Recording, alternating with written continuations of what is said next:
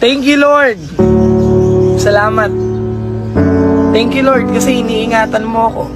Salamat, Panginoon, kasi yung magulang ko hindi mo hinahayaan na magkasakit. Panginoon, salamat kasi yung blessing lagi mong binibigay sa pamilya ko.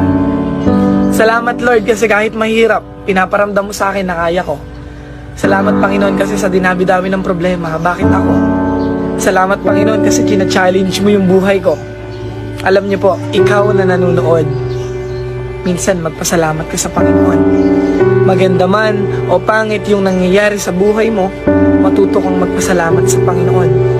Dahil siya lang naman yung dahilan kung bakit ka matibay, kung bakit ka lumalaban, kung bakit may nakakaharap kang mga problema. China-challenge ka ng Panginoon dahil alam niyang kaya mo, alam niyang mapagtatagumpayan. Kaya thank you, Lord. Salamat, Panginoon, kasi makulit man ako, nakakalimutan ko man madalas na manalangin sa'yo. Hindi man ako nakaka-attend ng simbahan para humingi ng patawad sa'yo. Salamat kasi lagi kang nandyan. Ginagabayan mo yung pamilya ko, binibigyan niyo po ako ng lakas, tinutulungan niyo po akong bumangon. Kaya bago po ako magtapos, gusto kong iwan sa inyo to. Magpasalamat ka sa Diyos, may kailangan ka man o wala. At yun yung pinakamahalaga.